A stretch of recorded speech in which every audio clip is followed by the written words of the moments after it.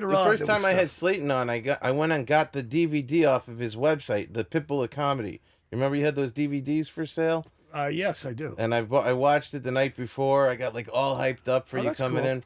I remember, and I this is a kind of a good story that relates a little bit to Bobby. That I was good friends with his opener, Yitzhak Trackman, who you'd call him Yitzy. Oh yeah, Yitzy. Brad Trackman. Yeah, Yitzy. Yes. Yeah, he was good. So like at the time, I was early in comedy, and to know Brad Trackman that opened for Bobby Slayton, to me, Bobby Slayton, it's like, one of the most famous, great, big comedians. Now I know better, but back then I was like, wow, you opened for Bobby Slayton. That's amazing. So like Trackman became like somebody I would like look up to because he opened for Slayton. And anyway. That's pathetic, isn't it? Yeah, it's terrible. Yeah. A guy like Trackman, that's his big claim to fame that he opened for me.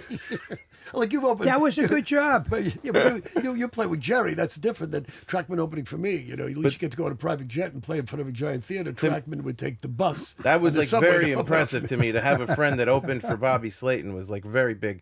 So anyway, I go out to LA on a trip with my little brother Josh. We're like, I said, I want to see the Comedy Store. I've never seen the Comedy Store. It's a legendary place. Let's go there.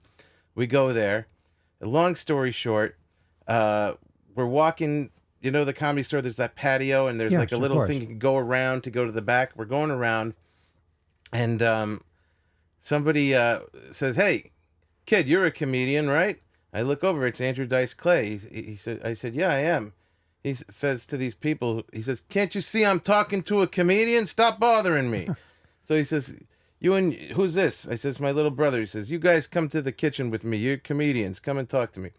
So I go back there with him, and we really hit it off. He says, "Where are you from?" I said, "New York." "Oh," he goes, "I'm from New York." He had a girl with him. He goes, "Hold on a minute. Let's test this guy." He goes, "Where do you get the best potato knish?" I said, "Carnegie Deli." "Oh, he got it." So he's going one after another. He said, "What'd you do right before you came here?" I said, "We got Slurpees." He goes, "Oh, babe, what do I love?" She goes, "Slurpees, Andrew. Slurpees. I love Slurpees." "Hold on a minute. What's the best Slurpee?" I said, "Coca-Cola." "Answer. Coca-Cola is his favorite." I said, "Coca-Cola, Andrew." Okay, so anyway, he says, "You and I are going to be friends. I want to exchange numbers."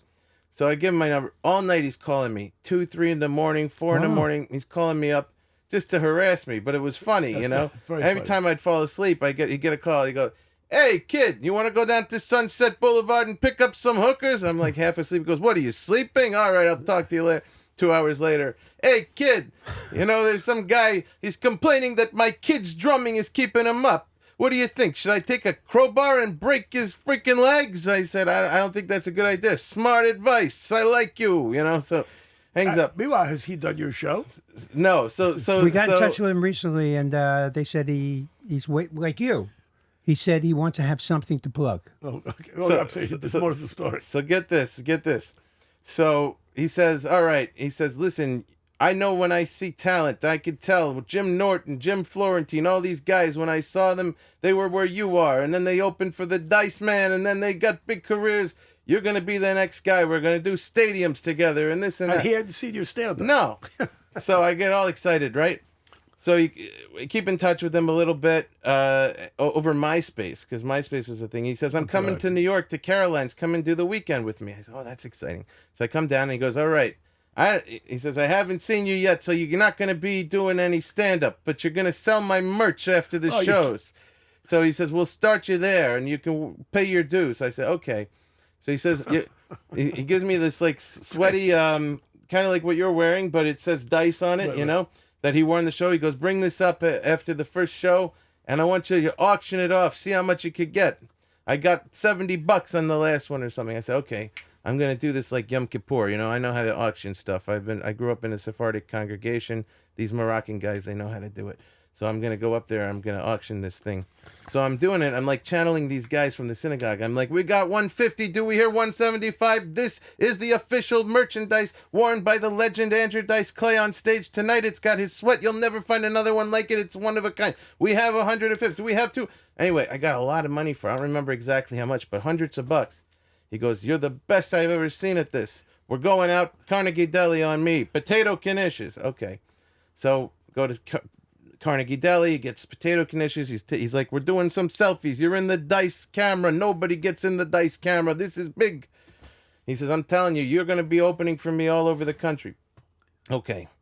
So then I go to Brad Trackman. I said, after this whole thing happens, I said, Brad, how do I play this? Because I want to figure out how to actually be opening for him. But last time I wound up selling merch, you opened for Slayton. Give me some advice. How do I parlay this into like, an opening career? So he says, you got to get him on the phone and thank him for the Carnegie Deli and for the opportunity for Caroline's. He says, but, don't leave him a message or something. Thank him. You want to get a conversation going. Get a conversation. Be grateful. Say thank you, and then use that opportunity to say, hey, I have an open calendar here. If you have any dates that I could fill, I'd love to do. I said, okay, great. I call Dice. It goes to his machine. I hang up. I wait another day. I call him. It goes to his machine. I did it for like 7 days in a row. Then I get a message on MySpace, and it's from Andrew Dice Clay. It says, hey, kid, you called too much. Lose my number.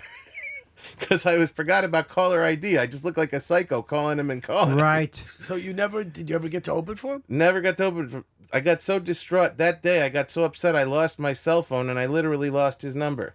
I think I have his number if you want it. I never